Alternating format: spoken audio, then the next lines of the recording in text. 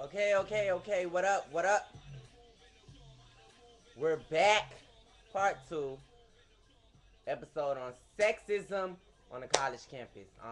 Where were we? We were talking about the whole straight gay thing. Okay.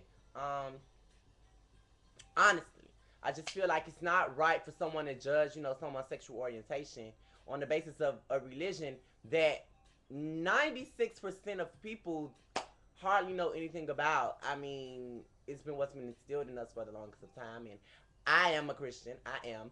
I'm just saying. I mean, no sin is bigger than the other, and don't judge someone based on their sexual preference or orientation. I mean, when even if you are straight, 9 times out of 10, you're probably fornicating or engaging in sex before marriage or engaging, in sex with multiple partners. I mean, there's so many things. I mean, nobody's perfect. No way in hell that we can pass judgment on each other because nobody on the face of this earth possibly has lived completely by the Bible. We like to go by the scriptures. We like to pull out the Bible. You know what I'm saying? When it suffices or when it's, you know what I'm saying? We like to implement the Bible when it's convenient for us, and we can't do that. You know what I'm saying? So, for all the people that feel like religion is the reason for them to condescend people based on their sexual orientation, or condescend girls based on the way they carry themselves, or condescend even men, we can't do that. We can't pass judgment on each other. You know what I'm saying? Because it's not right. And at the end of the day, our judgments don't matter until that judgment day comes.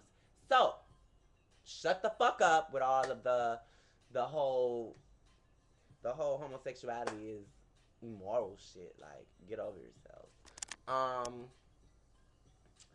that being said, I wanted to talk especially to the gay community, specifically in Tallahassee. It's a lot. How do you say? It's a lot of people that let themselves, you know what I'm saying, get wrapped up into the stereotype of homosexual. You know what I'm saying? And you can't do that. I mean, just because you're gay doesn't mean you have to boost. Just because you're gay doesn't mean you have to do stunts. Just because you're gay doesn't mean you have to skip class. Just because you're gay doesn't mean you have to be loud on campus everywhere you go so the world knows you're gay. I mean, and the same thing with straight people. Just because you're straight doesn't mean you have to condescend gay people every chance that you get. Just because you're straight, ow, sorry, had an itch. Just because you're straight doesn't mean that, you know what I'm saying, you gotta constantly talk about how you love dick if you're a female, or how much you love, you know what I'm saying, um, having sex with girls if you're a male. It's tight, it's whack, it's whack, it's whack. But that just goes to show you the role that sex plays in life, or in general, period, in the world. I mean, we basically, I mean, for instance, like, it's like sexual classes, you know what I'm saying? Like, sex is such a major issue that it divides us into these different social classes. Like, if you're ugly, you can't hang with the sexy people.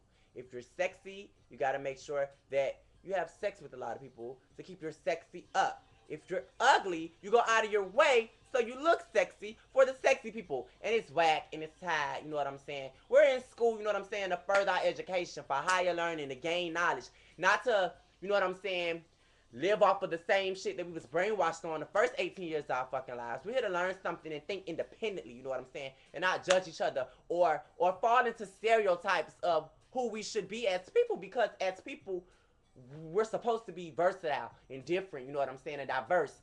And all I'm saying is, you know what I'm saying, people, you gotta do you. You gotta do you to the fullest, you know what I'm saying, and don't let religion or people's opinions or what's sexy or what's not sexy get the best of you, because at the end of the day, all that's gonna do is restrict you from being you, you know what I'm saying. Don't let the world or society mold you into being this person at the end of the day because of sexism.